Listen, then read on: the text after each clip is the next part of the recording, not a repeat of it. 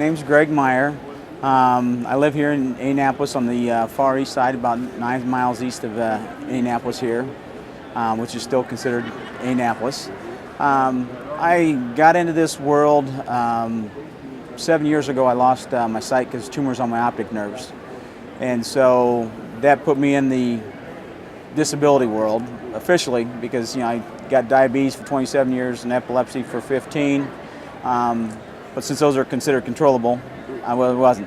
So I had to learn to go from one totally different lifestyle, from being a full-time educator to being somebody on long-term disability and dealing with a whole different world, from driving, having sight, being able to run up and down the streets, do whatever I wanted to do, to somebody that is now really limited on what they can do, as in freedom.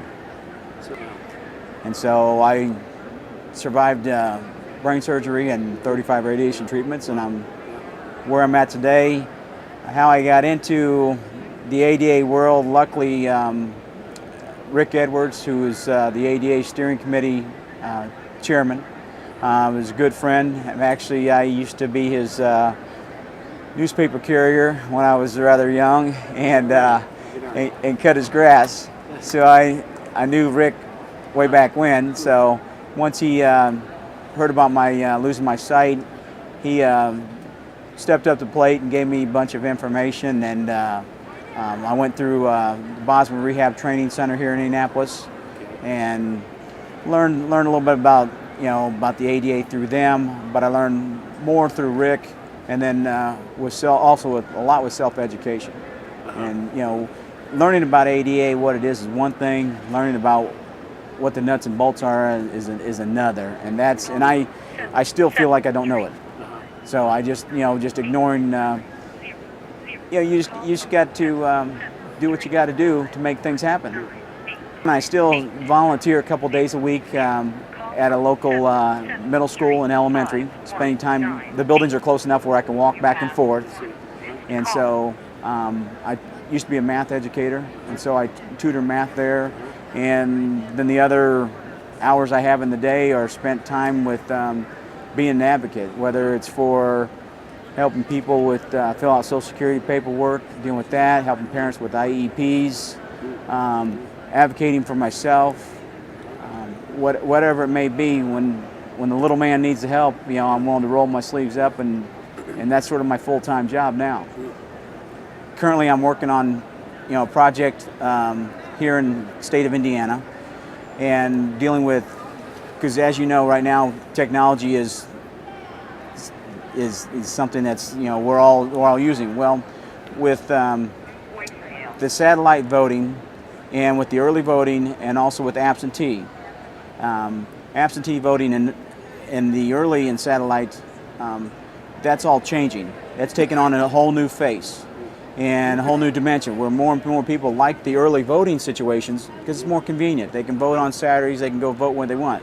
Unfortunately, the state of Indiana does not consider those other three locations, whether it be absentee, early, or satellite, to be considered election day. So those do not have to be accessible. And what I mean by accessible, for like myself and other people that are maybe visually impaired, or may have MS, or another disability where they need a touch screen or an audio screen, they don't have to have those machines available to us.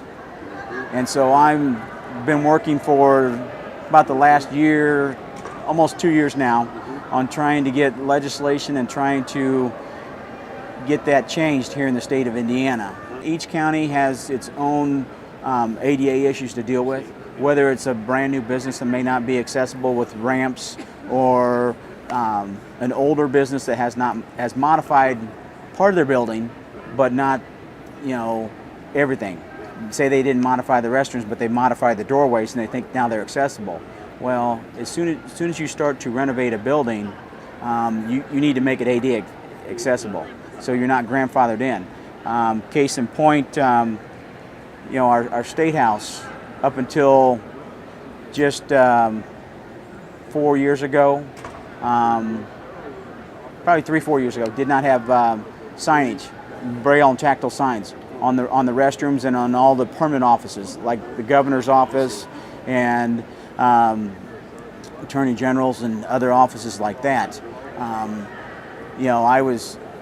brought that scenario up to somebody, and I was told it was a historical building, and nothing I could do about it. But once I did some research and found out that once you start to renovate buildings, that throws a whole new scenario in the situation, and then the building must be accessible. You walk over to State House today, it's got signage. It'll tell you where the governor's office is at. And it says the word governor, and it says it in tactile, and it says Braille. And the restrooms marked, because, and I had been in the State House before I lost my sight. And all the doors are same color brown, so telling the difference, between the two doors, good luck on which one's a closet and which one's a restroom. And so it's a big difference. And so it's and those things can be done. It's just a matter of making sure that you do some research. I would recommend anybody that's not sure on ADA laws, 1-800-949-4232 is ADA Great Lakes. Okay. They will answer any ADA question you have right there on the spot. They'll send information to you. I think the ADA needs to keep up with technology. Okay. Yeah. And making sure that everything, as it becomes more and more accessible for everybody else when it comes to electronics, make sure that it's as easily accessible for those of us with disabilities too, and especially for those of us that may need printed on the screen, since they possibly can't hear something, so that they need that put on the screen for them, whether it's the audio aspect of things. I think with the technology, that's always one thing. But I honestly think for the ADA to be effective, we as consumers, people with disabilities, have to be as equally effective, and we have to make sure we know what the ADA can do, cannot do for us, what the ADA rules and regulations are. And I recommend that everybody have the ADA website, bookmarked on their, when their computer comes up. That way the information, there. Somebody calls me and asks me a question about accessibility, I can click on one icon and it comes up, give me specifications on, what pitch of a ramp should be, to what's the proper height of a toilet should be, various things like that, width of doors. That's all at my fingertips, and it's only that way because of with the help of technology, and also with the help of knowing where it's at.